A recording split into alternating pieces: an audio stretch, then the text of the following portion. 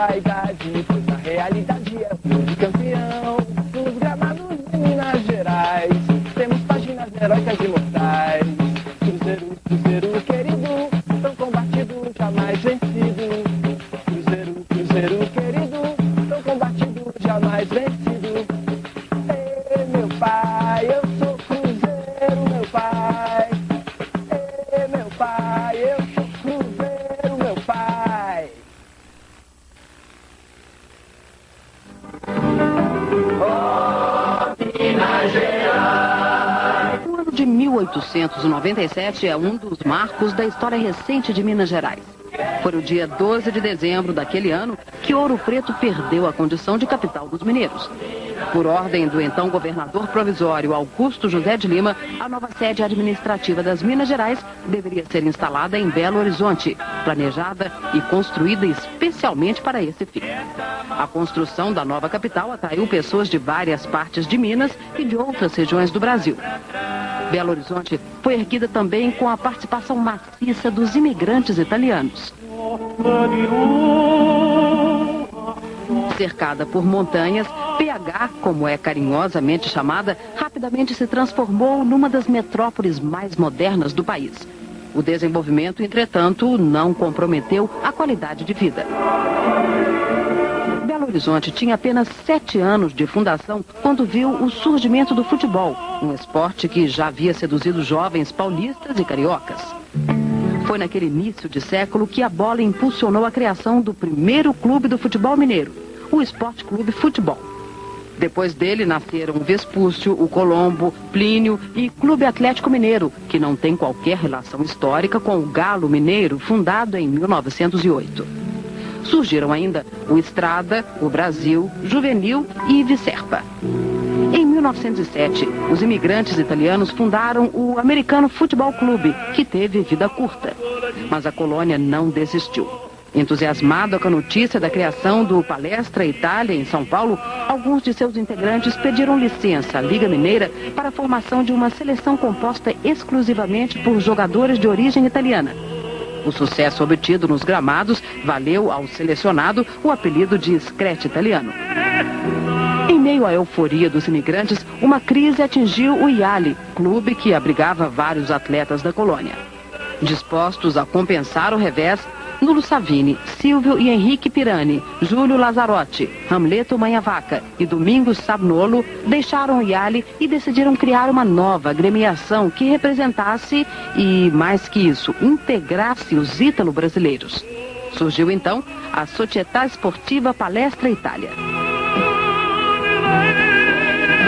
Os italianos e descendentes formavam uma população superior à população de brasileiros em Belo Horizonte. Empolgados com a Sociedade Esportiva Palestra Itália de São Paulo, resolveram fundar também a Sociedade Esportiva Palestra Itália de Belo Horizonte.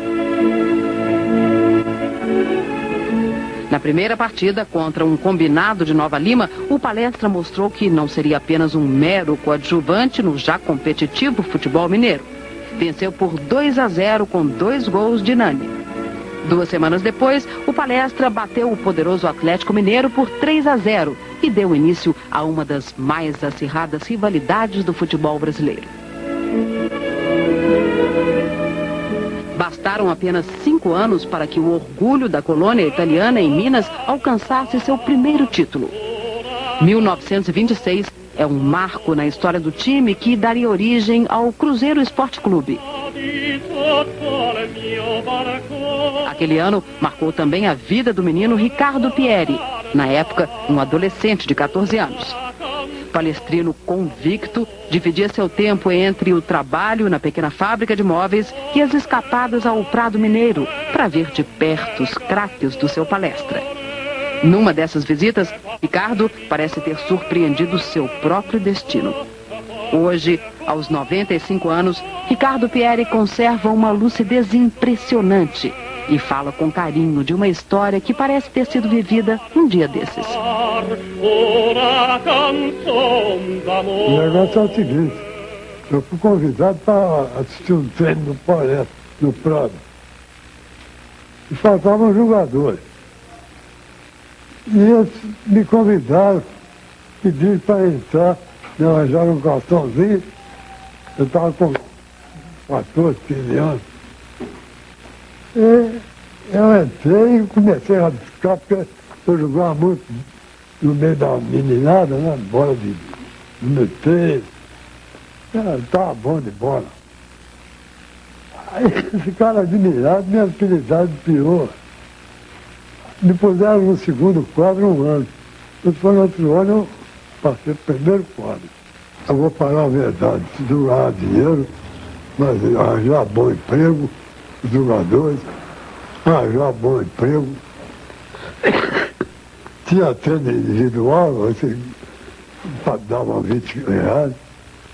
Ia jogar fora, a gente era tratado por preto. Era teatro, camarote, jantar. Não é feito profissionalismo de hoje. Joga, viaja logo, vai embora.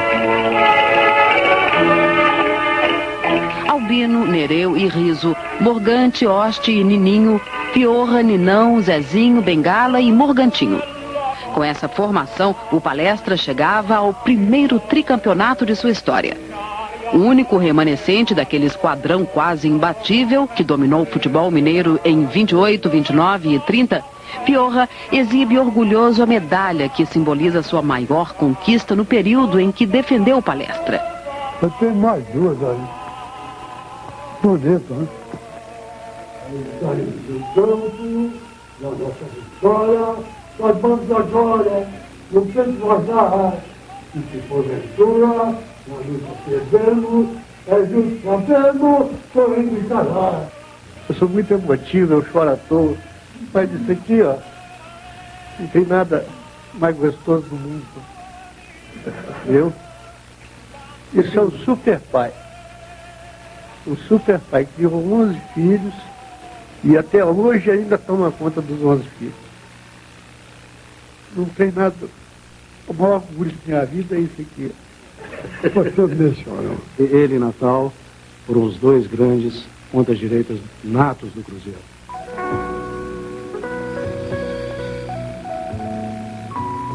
O bairro de Lourdes é até hoje um dos maiores redutos atleticanos em Belo Horizonte. Curiosamente, foi ali, próximo ao Terreiro do Galo, que o Grandes Momentos encontrou um outro personagem importante da história palestrina. Nós saímos do campo do Palestra aqui no Barro Preto para jogar aqui no Atlético. Então saía a pé porque é 4 ou 5 quarteirões. Nós íamos, sem nada. Jogava, na volta, a gente ia voltar com a chuteira na mão. Para dar pancada nos quem enchesse o saco da gente. Então se perdesse, você não... Futebol era muitas recordações boas. Qual o melhor time do Palestra que o senhor jogou? Bom, foi o campeão de 40, que era Geraldo II, eu, Caeira, Bibi e Caeirinha. Juca, Geraldino e Chininho. E o ataque era Braguinha, Nijinho e Alcides. Era o melhor time na época, realmente. Nós jogamos quase o ano todo sem empatar uma partida. Os anos 30, que marcaram a passagem de Souza pelo Barro Preto, também registraram a união entre uma tradicional família de imigrantes italianos e as cores do Palestra. A história do clã Fantoni se confunde com a própria história do time que deu origem ao Cruzeiro Esporte Clube. O mais célebre dos Fantoni, Leonídio Fantoni, o Nijinho, é até hoje o terceiro artilheiro da história do time mineiro. Nijinho marcou 207 gols em suas 2 passagens pelo Barro Preto, o grande reduto palestrino. É talvez o maior clã na história do futebol brasileiro.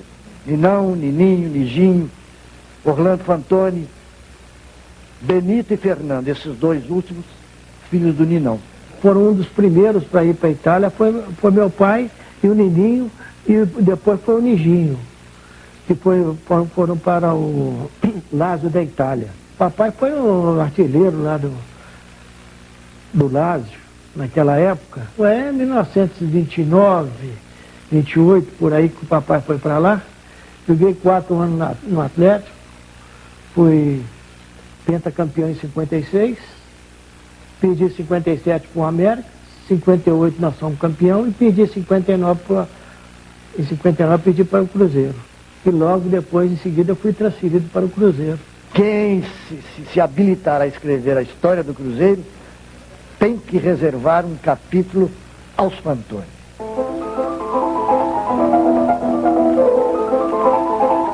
A década de 40 marcou a vida de milhões de pessoas em todo o mundo. Os horrores da Segunda Guerra Mundial deixaram marcas profundas. Os estilhaços do conflito atravessaram o Atlântico e provocaram mudanças radicais na vida dos imigrantes aqui instalados. Italianos, japoneses, alemães e seus descendentes tiveram que se adaptar a uma nova realidade. Assim, o Palestra de Belo Horizonte e seu homônimo paulista tiveram que mudar de nome. Houve quebra-quebra, diabo. Houve? Houve. Por causa do negócio do Mussolini, mudaram o nome, passaram ao Cruzeiro. Isso foi em 42. Em 43 ele já conquistava o primeiro título com o nome de Cruzeiro. Depois foi bi em 44 e tri em 45. O Cruzeiro não herdou do Palestra apenas as glórias, os títulos e seus heróis. Com eles vieram a vontade e a responsabilidade de fazê-lo ainda mais forte. Um jogador em especial encarnou essa filosofia e se transformou numa espécie de amuleto cruzeirense nos clássicos contra o rival Atlético, o atacante Abelardo. Todas as partidas que eu joguei contra o Atlético, ganhando todas. Pegou o pulo, deu brincar, chegava uma bola, passava às vezes para o Murilo Silva, você lembra dele, famoso Murilo, jogou no Corinthians, inclusive. Às vezes passava pelo Murilo, chegava em torno do Cafuca, perguntava qual canto você quer, não quer, é ali mesmo, ó, fazia, chegava, abraçava com ele. Então não havia nada, porque não havia aquele pejorativo, sabe, do jogador. Então, e as notícias ele ligava com aquilo, entendeu? Do Cruzeiro. Então até tinha Cafuca, Murilo e Ramos, mexicanos Zé do Monte e Afonso Silva, Lucas Carlalho, Lauro Lerinívio. O Cruzeiro era um time comum, mas é um time que tinha assim, uns 3 ou 4 jogadores muito bons, excelentes. É o Paulo Florencio. O Paulo Florencio jogou até na seleção brasileira. Jogou substituindo o Tim, naquela época. O campeonato tem acho que em 42, parece, falou. O Paulo Florencio, o Cici, o Cici jogou na Portuguesa de Esporte, em São Paulo. Cici e eu na frente. Quando o senhor está aqui em casa, brincando com o seu netinho, ele senta no seu colo, aí ele olha um recorte e fala: vô, quem foi o Abelardo? O que o senhor fala para ele? Eu falei, isso aí vovô jogou no Cruzeiro, né? Falei assim, vovô jogou no Cruzeiro, tá? Você vai jogar também, tá? E o Safadinho tem 3 anos, né? Depois da conquista de mais um tricampeonato em 45, o Cruzeiro viveu um dos mais longos períodos sem títulos de sua história. O indigesto tabu só foi encerrado em 1956. No ano seguinte, a camisa cruzeirense vestiu por uma única partida um dos mestres do futebol brasileiro. Você sabe com quem que eu joguei no Cruzeiro? Ninguém sabe. Uma vez eu joguei com o Zizinho. Zizinho. Danilo Alvim era o técnico do Cruzeiro. E houve um jogo beneficente do Cruzeiro contra o Santos de Pelé, num dia 22 a 23 de dezembro. E o Cruzeiro, como o jogo era beneficente, o Danilo trouxe o Zizinho para jogar para o Cruzeiro. Então eu fiquei no meio do campo e o Zizinho contra Pelé, Mengal, Zito. Vamos ver 4-2 do jogo. E eu fiz um gol. Pelé fez 3, né? Um pouco mais que eu. Mas também tinha uma ordem, né? Para não baixar o bambu nele, não dar porrada nele, porque era jogo beneficente, né? Então os becos que ele chutava até a alma, estou de pão de ló para ele.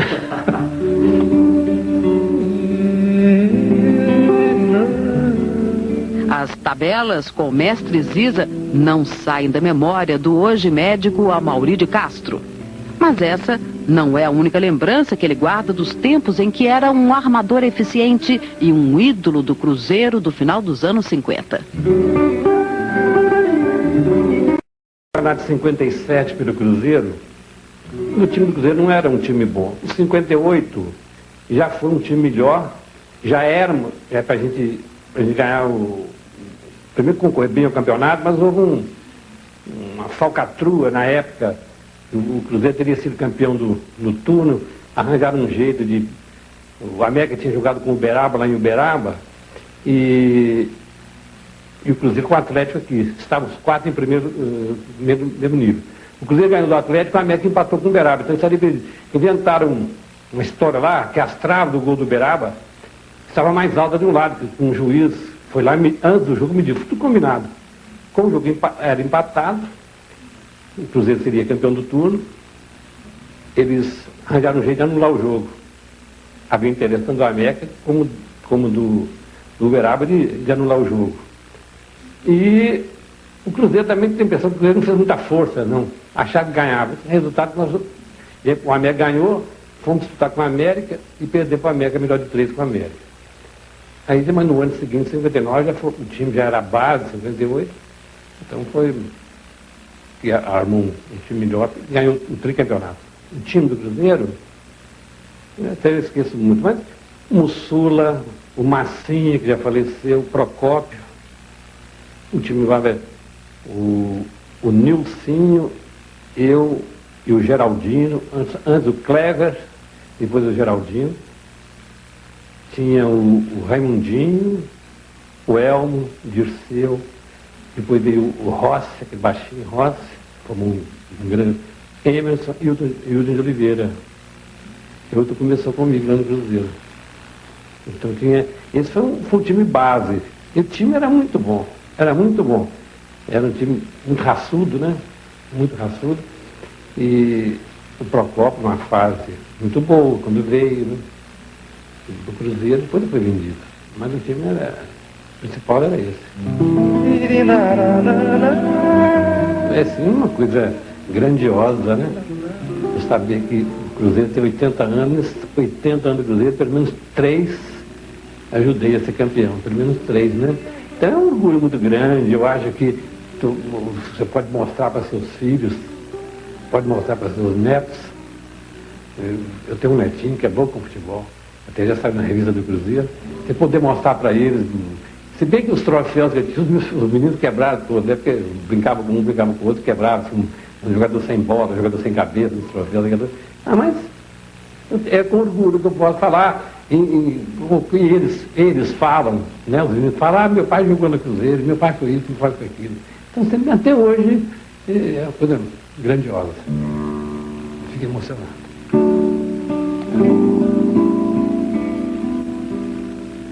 Um dos hinos que o pessoal cantava aqui em Belo Horizonte é: vamos, minha gente, vamos bem ligeiro, rápido e rasteiro com o ataque do Cruzeiro. O meu time é campeão, sou Cruzeiro do Gacá do Mineirão.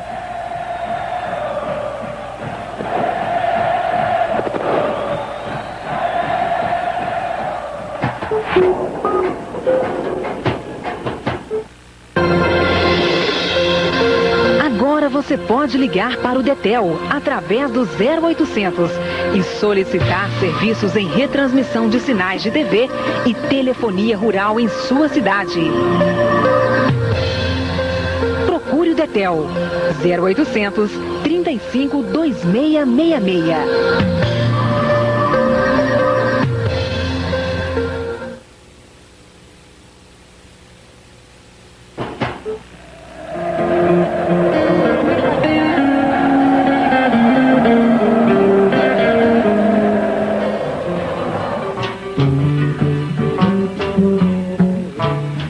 Depois da conquista do tricampeonato mineiro, em 61, o Cruzeiro abriu suas portas para uma nova reformulação. Coube a um jovem empresário nascido em Diamantina iniciar as mudanças que revolucionariam o futebol mineiro. Ambicioso, Felício Brandi queria transformar o Cruzeiro numa potência dentro e fora de Minas Gerais. Quando nós começamos a trabalhar no Cruzeiro, o futebol mineiro era bem devagar. E nós conseguimos imprimir assim, um ritmo mais forte. E logo em seguida, Minas Gerais conquistou o título brasileiro de campeão. E com isso, o futebol mineiro foi evoluindo. Eu assistia todos os treinos do Cruzeiro. E me lembro que a véspera dos grandes jogos eu levava até foguetes para soltar, para incentivar os jogadores. Aí a participação mais efetiva na vida do clube? Isso veio com o tempo, a gente frequentando ali o Cruzeiro, sempre participando de festas, bailes e outras promoções do clube. Um dia o senhor Antonino Pontes me convidou para ser diretor de futebol e eu aceitei e aí eu comecei. Eu acredito que o Cruzeiro tenha sido um marco de visão de duas eras, antes e depois que a gente começou a trabalhar no clube. Dirceu, Zé Carlos deixou com Tostão, arremata. Esporte é cultura. Tostão, camiseta número 9, Cruzeiro 2, São Paulo 0. Logo que nós assumimos a direção do Cruzeiro, nós começamos a procurar grandes valores e conseguimos formar várias grandes equipes, porque com o decorrer dos anos alguns jogadores iam cedendo lugar a outros mais novos. E assim nós conseguimos formar uma grande equipe, inclusive com a participação de Tostão, de Seu Lopes, Piazza, Zé Carlos, aqueles craques que foram forjados aqui no Cruzeiro. Eu tive a felicidade de ver o início, o embrião desse time, no final do campeonato de 64, quando o Cruzeiro perdeu um jogo para o Siderúrgica em Sabará. E ali ele se despedia, não tinha mais condições de ser o campeão de 64, foi demitido o treinador Mário Celso de Abreu e assumiu a direção o então gerente do clube, que era o Ayrton Moreira. E ali o Ayrton procedeu ao lançamento em definitivo de jogadores juvenis, como Natal, Dirceu Lopes, Pedro Paulo, o Tostão foi adquirido do América. E ali começou, no final de 64, a formação daquele time. Um bom lançamento. Perigo, perigo, atenção! Tá aí o primeiro gol! Dirceu Lopes! Eu vim de uma família muito numerosa e pobre, né? Então eu tinha um sonho de ser um jogador de futebol para que eu pudesse dar conforto à minha família. Mas evidentemente que eu tinha um sonho de jogar no Cruzeiro, mas essa questão de jogar em seleção da FIFA e ser aquilo que eu fui no Cruzeiro, realmente eu não imaginava. O Cruzeiro estava formando essa equipe em 65, né? E me buscou jogar no Esporte Clube de Juiz de Fora. E realmente foi eu tive a felicidade de vir no momento, na hora certa, né? Eu jogava no Juvenil do América, no início da década de 60, tinha aí 14 anos, fiquei uns 2 anos jogando no Juvenil do América. Antes joguei futebol de salão no Cruzeiro, do Cruzeiro fui para o América. E quando eu estava com 16 anos, eu comecei a despontar como jogador, uma promessa. Lembro de um amistoso do América contra a seleção brasileira, um jogo treino, que eu fiz um gol. E aí comecei a jogar, a ser escalado no time titular do América, mas era amador, não tinha nenhum contrato com a América. Nem o contrato de gaveta que existia na época, eu não quis assinar. Então o Cruzeiro me fez uma proposta para ser profissional do Cruzeiro com 16 anos. Mas o América achou que aquela proposta que não tinha nada a ver, suspeitaram que eu estava fazendo um jogo para ganhar dinheiro na América, sendo que lá não ganhava nada, era amador. Aí eu falei, então eu vou pro Cruzeiro, já que eu não tenho nenhum contrato com a América. E sem nenhum contrato com o Cruzeiro, o América no início tentou protestar, mas não tinha nenhum direito, eu era amador. Comecei a minha carreira profissional em 63, jogando pelo Cruzeiro. O Tostão, que é sempre oportunista e sempre está perto da bola. Era muito bom, era um ambiente bom, amizade, e talvez esta tenha sido uma das causas do sucesso desse time, sabe? É lógico que nós não podemos esquecer a qualidade de cada um e a visão que eu não posso jamais deixar de falar, de Felício Brandi, e Carmen Furlete foram dois homens que deram ao Cruzeiro essa dimensão que tem hoje. Em setembro de 65, o promissor Cruzeiro de Felício Brandi e Carmen Furlete ganhou um forte aliado. Erguido no complexo arquitetônico da Pampulha, o Mineirão rapidamente se transformou no palco principal das exibições do time cruzeirense. O Cruzeiro formou um grande time em 65, após a inauguração do Mineirão. Os jogos no interior eram jogos mais difíceis, mas não impossíveis. Mas dentro do Mineirão, o Cruzeiro realmente tinha mais facilidade de ganhar as partidas.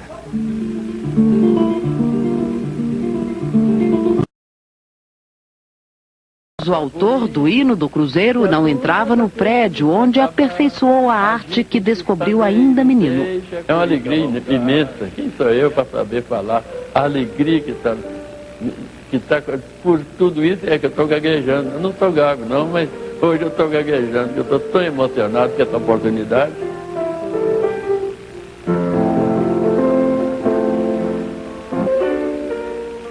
Para fazer um hino para Cruzeiro tem que ser um grande poeta, né? Então eu não tinha essa pretensão. Acontece que a marchinha agradou e passou a ser cantada nos auditórios das rádios, que quando a Daí Fito tinha um programa ali na Rua São Paulo, e tinha aquela brincadeira, a turma do Cruzeiro, a turma do Atlético, a turma do América, aquela brincadeira, e isso foi caindo, assim, vamos dizer, no gosto popular.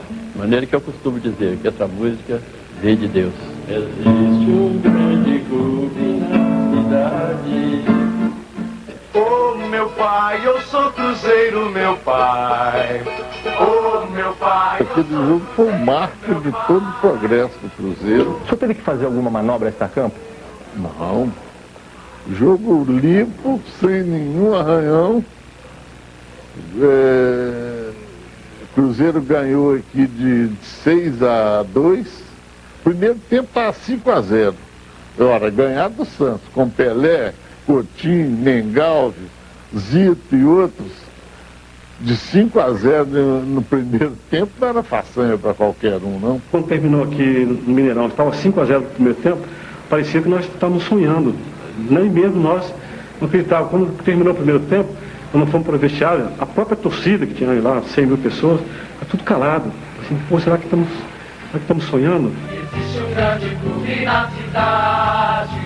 O Brasil todo reconheceu que havia um time em Minas Gerais, um time excepcional, porque nós ganhamos do Santos 2 partidas, o Santos era a melhor equipe do mundo, com Pelé e a turma toda. O Cruzeiro ganhou de 6-2 no Mineirão, primeiro tempo 5-0, quer dizer, uma coisa inesquecível. E depois em São Paulo, perdi o primeiro tempo por 2-0 e virou, ganhamos 3-2 dentro no Pacaembu do Santos. Então isso foi um acontecimento nacional, né? Quer dizer, o Cruzeiro passou a ser um time querido no Brasil todo, valorizado, e era realmente um grande time. Eu me lembro que nos 2-0 o Pelé pegou uma bola, meteu um chutaço, ela pegou na trave, a trave está balançando até hoje. E saiu fora, não foi gol, né? Então ficou 2-0. Daí a pouco o Cruzeiro perde um pênalti. Primeira coisa que veio na minha cabeça foi o seguinte: agora eu tenho que fazer outro. Eu tenho que jogar muito mais do que eu estou jogando. Eu acho que um jogador de brilho, quando tem um momento ruim, ele tem de crescer em campo, né? Eu acho que esse tipo de reação, tipo de personalidade define muito um grande jogador de um jogador comum. Eu acho que para ser um grande jogador de futebol não basta apenas ter técnica, né? Tem que ter vontade, tem que ter garra, brilho. E foi o que eu senti. Eu falei, agora eu tenho que fazer alguma coisa importante, né? Então, eu comecei a jogar muito mais depois que perdi o pênalti. Aí fiz um gol de falta, e não só eu, o Cruzeiro todo cresceu em campo, empatamos o jogo. E interessante, quando o Cruzeiro fez 2-2, já dava o título para o Cruzeiro. Eu estava lá no meio do povão, lá na arquibancada, gritando para acabar o jogo, porque o Santos pressionando, um jogo terrivelmente difícil. Daí a pouco o Tostão vai na linha de fundo, dribla todo mundo, dá para trás, Natal vem e faz o terceiro. Aí eu gritei, continua, continua. Nós fizemos 9 gols no time de Pelé em 2 jogos. Quer dizer, não era para qualquer equipe, não era para qualquer ataque. E aconteceu. E aquilo sempre eu me recordo, eu gosto de eu pego a revista e vejo, assim, leio, inclusive, os lances em relação a isso. É uma coisa que realmente a gente se emociona um pouco. Se o Cruzeiro dos anos 60 conquistou o coração de milhares de torcedores, a Raposa dos anos 70 também teve um brilho especial. Em 73, o time mineiro inaugurou a Toca da Raposa, um centro de treinamento ultramoderno para os padrões da época. Foi ali que a torcida viu surgir um Cruzeiro tão brilhante como o de Tostão e de Seu Lopes. Aí a gente já estava entendendo mais de futebol, né? Porque eu acho que esse lance de reverenciar o Dirceu Lopes, o Tostão, Evaldo, foram jogadores que a gente meio que não viu muito jogar, né? Quando a gente começou a entender um pouquinho de futebol, eles já estavam... O Tostão teve uma saída prematura do futebol por causa do problema do olho. Então ele saiu em 71, 72, a gente tinha 5 anos de idade. Então a gente sabia, né, que tinha que reverenciar mais por uma coisa quase que religiosa, né? De passar assim da família, da imprensa, dessa coisa da cultura mesmo, do futebol mineiro. Então, olha, limpa a boca antes de falar o nome do Tostão, né? Tem esse negócio meio assim, meio quase que religioso. Acho que o jogador, para uma criança, para um garoto que gosta de futebol, né? Tem lá seus 8, 9 anos, não existe muita distinção entre ele e o Super-Homem, e o Capitão América, né? O jogador é o super-herói, né? Eu me lembro de me identificar, de gostar muito da figura do Nelinho, assim, que era emblemática nesse time do Cruzeiro da Libertadores. Era um exímio batedor de faltas, era um cara que tinha uma postura de liderança dentro do campo e fazia sucesso com as mulheres. E eu, quero ser igual o Nelinho quando eu crescer.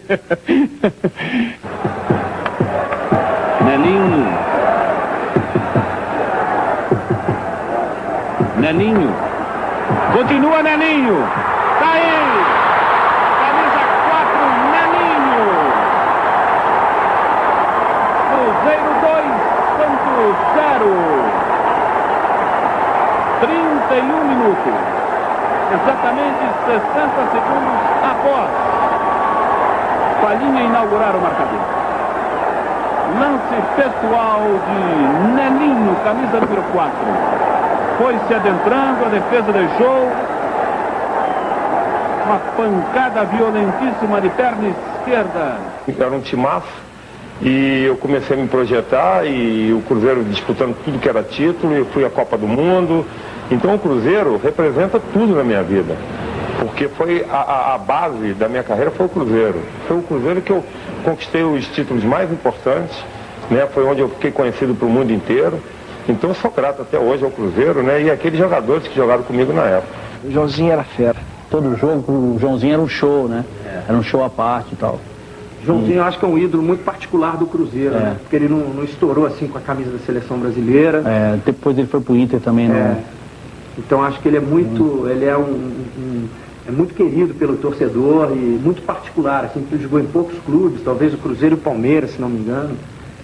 Então realmente eu acho que esse é um das maiores figuras assim desse time que a gente presenciou mais, né? Eu não lembro o contra quem, mas um gol que o Joãozinho fez que foi fantástico, cara. Passou por 3 zagueiros, eu acho, se não me engano, 3-2, o goleiro saiu e puxou por trás, assim, mandou a bola. Caramba! Intermediária, suspendeu o próximo ataque, tentando um passe para Joãozinho, uma bola longa, corre Joãozinho, está para a ponta esquerda, atenção, acredita nada, garoto, penetrou na grande área, driblou, vai marcar, driblou o goleiro, chutou no canto, para a ponta, gol! Golaço, gol! Gol! Gol! Gol! Gol!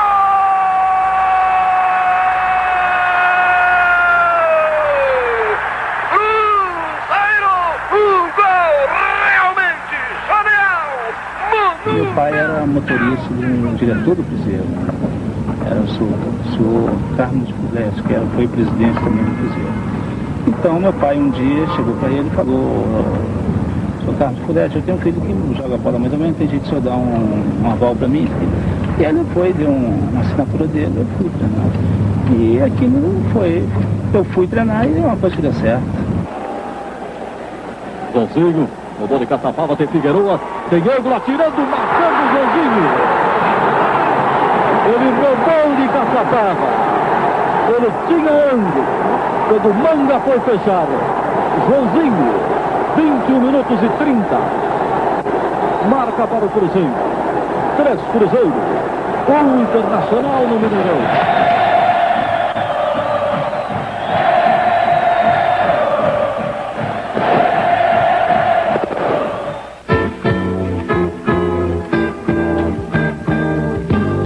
Em 76, o Cruzeiro chegou ao título mais importante de sua história. A Taça Libertadores da América era um título ambicionado pelos principais times e que não era conquistada desde 63, com o magnífico Santos de Pelé. O adversário do time mineiro na final foi o River Plate, uma das mais tradicionais equipes do futebol argentino. No primeiro jogo, disputado no Mineirão, deu Cruzeiro 4-1.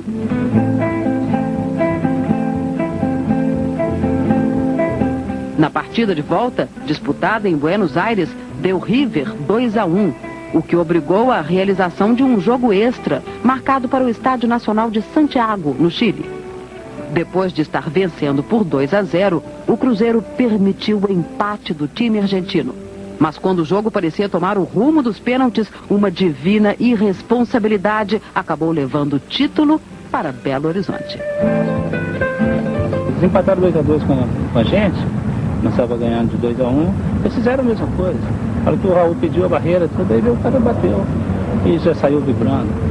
Aí faltando 2 a 3 minutos, teve essa falta, na linha acertou, ajeitou a bola, quando ele deu uns passos para trás, para correr para bater, e o goleiro lá medindo a barreira, tudo, eu vim e já bati, e já também saí vibrando, que nem o time dele, o rapaz que fez o gol dele. O Zezé falou que eu era irresponsável, que eu era moleque, e queria me bater de todo jeito. O Urlete que entrou no meio, não deixou. Não sei qual a razão dele ficar tão nervoso comigo. Falou que era moleque. O Nelinho, se for analisar hoje, eu vejo, tem sentido que o Nelinho era o maior cobrador do mundo, de todo tempo, né, no futebol. Ali da grande área dele, o Nelinho errava. E você imagina se eu perco. A conquista de 76 foi uma conquista de muita união, de muita amizade e de muito respeito entre o grupo. E ao mesmo tempo, foi uma conquista muito importante e ao mesmo tempo uma conquista com uma certa tristeza. Porque nesse caminho nós tivemos a infelicidade de perder, né, o nosso amigo Roberto Batata no acidente de automóvel. Logo depois da perca do Roberto Batata, nós tivemos a oportunidade de jogar contra a equipe do Aliança, que praticamente, quando nós estivemos em Lima, nós jogamos contra ele, contra essa equipe, o Aliança, e o Batata tinha tido assim, uma tarde muito feliz e tinha feito 1 gol ou 2 gols nessa partida. E, na volta, né, quando nós chegamos, o Roberto foi viajar e teve a infelicidade, né, do acidente de carro, onde ele faleceu. E não foi um pacto, foi uma coisa divina, tá entendendo? Porque antes de começar a partida, em homenagem ao Roberto Batata, foi colocado, né, rosas, né, com o número 7, enfeitando aquela parte do campo onde ele jogava. Casualidade ou não, né, nós tivemos a felicidade de ganhar de 7, né, onde eu fiz 3 gols e o Jairzinho fez 4.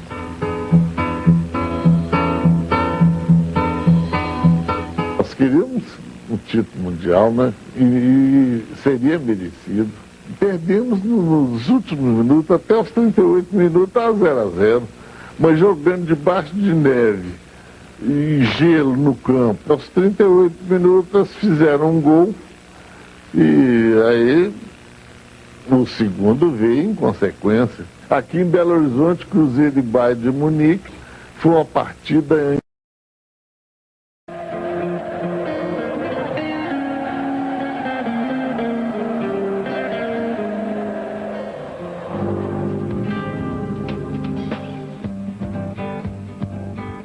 Foram 2 2 décadas de vitórias e conquistas inesquecíveis. Os anos 60 e 70 consagraram o Cruzeiro como um dos grandes do futebol brasileiro e mundial. Depois de tanta fartura, a galeria de títulos do Barro Preto viveu uma longa estiagem. Os anos 80 não foram tão generosos com o time e o coração do torcedor cruzeirense. A China Azul teve que se contentar com a conquista de 3 títulos estaduais. O torcedor apaixonado, a gente sempre está lembrando, poxa, aquela época quando eu estava com tantos anos, o Cruzeiro estava indo muito mal, eu estava indo bem. Então acho que a década de 80 foi uma década marcante assim pela repetição assim, de insucessos. Né? O Cruzeiro não foi muito feliz nos anos 80, não ocupou o lugar que ele merecia e que ele estava tomando, né? Desde a década de 60. A década de 80 mesmo foi um ponto fora dessa história, dessa saga de conquistas do Cruzeiro, de crescimento.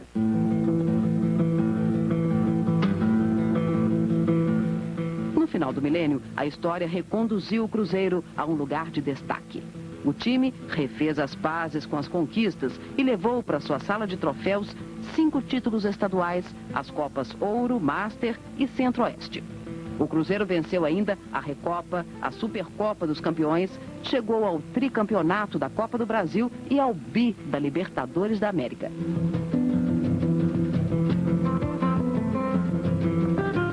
A gente começou muito mal, muita crítica. Os 3 primeiros jogos, me parece, foi derrota. E a gente teve que criar um clima dentro da gente, uma força muito grande para tentar reverter. Ainda conseguimos se classificar. Aí daí era jogos de mata-mata, o Cruzeiro foi crescendo. E chegou ao título. Foi um campeonato muito difícil, com muitas críticas no começo. E a gente superou isso tudo. E o time, graças a Deus, naquele ano foi um ano muito feliz para todo mundo.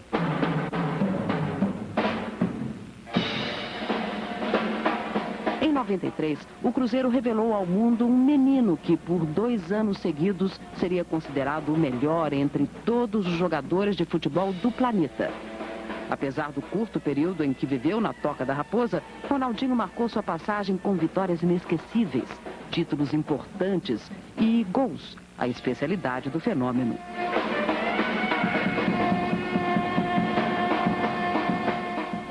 Paulo Roberto convidou a gente para ir à Toca no dia seguinte de um jogo da Libertadores da América. O Cruzeiro tinha ganhado o Boca Juniors de 2-1 e lá o Paulo Roberto me apresentou um garoto. Eu fiquei abismado assim, com o tamanho do menino, assim, um garoto mesmo, parecia um ginasiano de 16 anos. E ele, esse é o cara, grande cara do Cruzeiro aqui agora, a grande esperança do Cruzeiro é o Ronaldinho.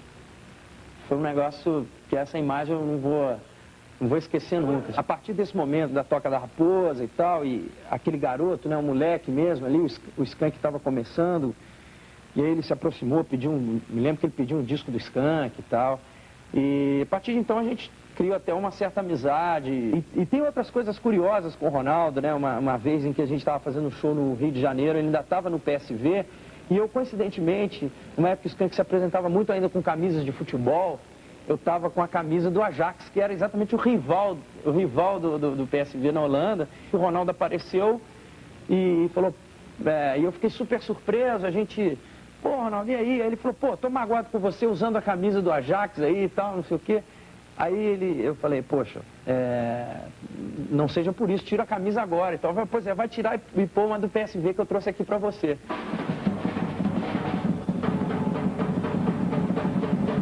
Como é que foi a pressão no início, logo que você chegou, substituiu o Ronaldinho, que era o grande ídolo, o grande artilheiro do Cruzeiro? É uma pressão muito grande, né? A responsabilidade também era enorme, né? Porque o Ronaldo, na época, com a idade que ele tinha, já estava na seleção brasileira, já tinha sido campeão mundial.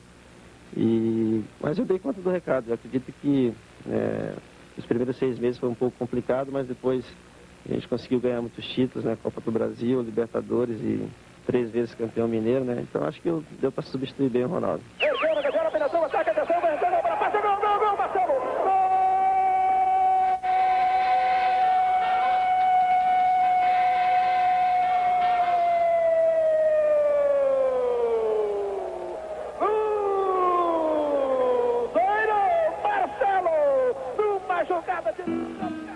Mais do que um torcedor apaixonado, Alberto Rodrigues é um verdadeiro cúmplice dos triunfos do time da Pampulha. Locutor esportivo da Rádio Itatiaia de Belo Horizonte, soltou a voz para narrar mais de 1000 gols do Cruzeiro. Atenção, passou, pode erguer, para trás, demorou, o time vai marcar, tudo bom, engraçado, eu já era cruzeirense desde garoto, quando vim de Araxá para Belo Horizonte, gostava muito daquela camisa azul. E quando entrei no rádio, né, evidentemente que quando entrei no rádio eu narrava jogos do Cruzeiro, do Atlético, do América, mas a partir de 1977, quando voltei para Itatiaia, a Itatiaia fez uma divisão de locutores, porque ela estava perdendo a audiência do torcedor cruzeirense, que tinha mais torcedor do Atlético. Então o narrador passou a narrar os jogos do Atlético, que é o Billy Gonza, eu passei a narrar os jogos do Cruzeiro. Quer dizer, então, mais ou menos vestiu-se a camisa do Cruzeiro com o narrador e a camisa do atleticano com o outro narrador. Engraçado, o Cruzeiro já me levou, eu fui já 3 vezes ao Japão para narrar jogos do Cruzeiro e consegui narrar uma vitória do Cruzeiro no Japão, que foi aquela decisão da Recopa. O Cruzeiro perdeu nos pênaltis, o placar foi de 0-0. Na decisão do Campeonato Mundial, em 97, o Cruzeiro perdeu de 2-0. E num jogo amistoso, que eu também fui companheiro do Cruzeiro, numa chamada Copa do Rei, o Cruzeiro venceu de 2-1. Esse foi o lugar mais longe que eu narrei jogos do Cruzeiro. Eu já narrei mais de 1000 gols do Cruzeiro, mais de 1000 partidos do Cruzeiro.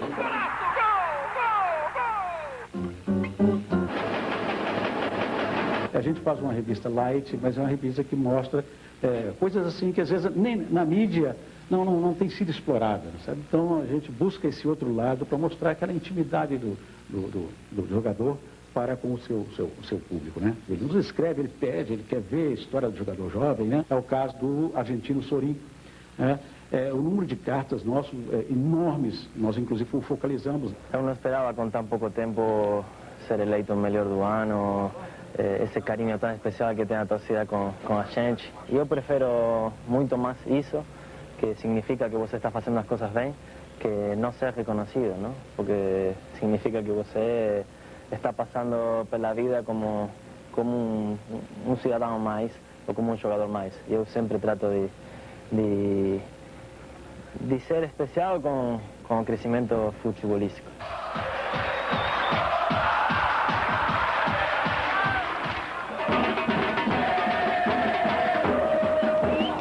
Quem é que manda no futebol mineiro, o Cruzeiro ou o Atlético? Claro que é o Cruzeiro, né? Por enquanto está sendo o Cruzeiro, mas eu sou atleticano. A Raposa. Raposa, Galo. É o Galo, com certeza é o Galo. Eu acho o Cruzeiro, né? Cruzeiro, é claro. Raposa. É o Atlético. Atlético. Cruzeiro, é claro. Cruzeirão, né? O Cruzeiro não tinha uma grande torcida, então o que nós fizemos?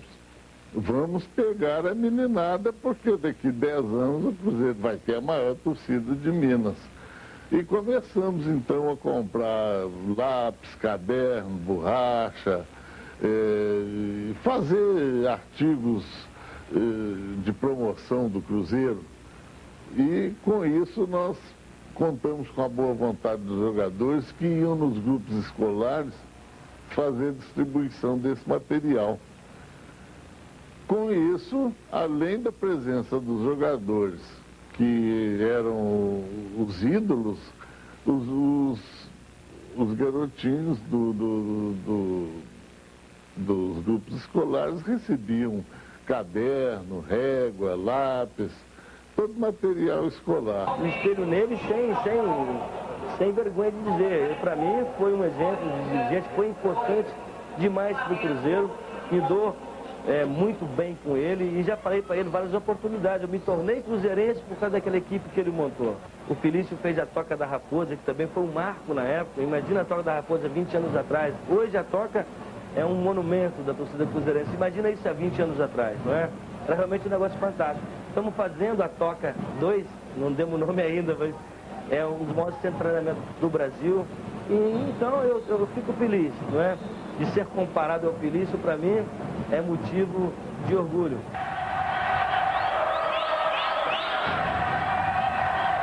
O Cruzeiro hoje, eu diria, que é a segunda religião do mineiro. Nós temos 5.600.000 torcedores, não é, no estado E é uma alegria. No interior do estado, principalmente, eu diria que são 10 cruzeirenses para cada concorrente, não é? Sem querer, claro, menosprezar a torcida do nosso adversário também é grande.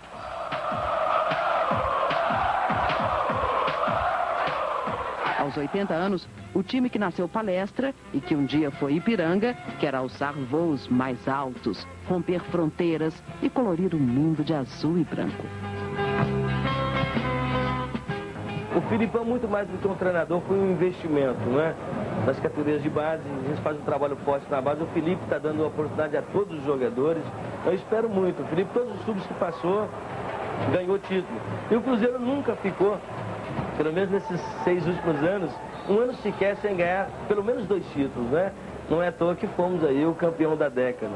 O Felipe, pela sua tradição de ganhar títulos, pelo seu comando, eu tenho certeza de que 2001 vai ser o ano do Cruzeiro. Você ganhou 2 Libertadores, o Cruzeiro também. Você disputou 2 vezes o Mundial de Clubes e perdeu as 2 vezes. Esse ano é hora de... E o Cruzeiro também. Exato. Então nós vamos ter que...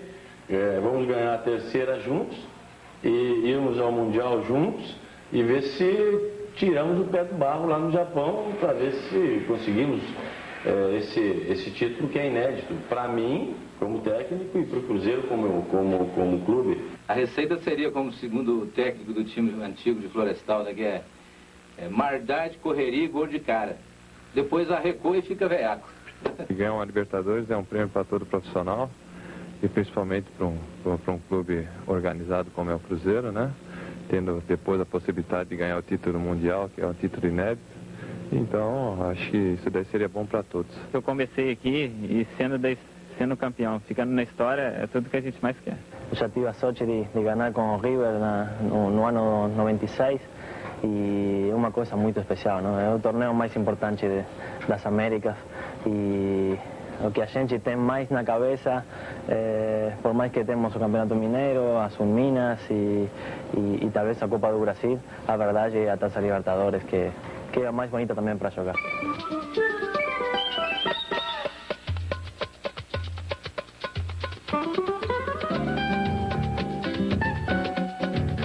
Onde quer que a gente esteja, no Brasil, fora, a gente já leva a nossa condição, né, de mineiro, brasileiro e cruzeirense. O Cruzeiro não pode se queixar. É um time que tem todos os títulos, a não ser de Mundial. Quando menino, né, eu sonhava, eu era torcedor do Cruzeiro, e o Cruzeiro me deu tudo aquilo que eu almejava em termos de vida, em termos financeiros, que eu pude dar conforto aos meus pais, que nós viemos de um berço humilde, né? Então, para mim, foi importantíssimo ter jogado quase 15 anos no Cruzeiro. Do ponto de vista assim, de torcedor, eu me dei bem.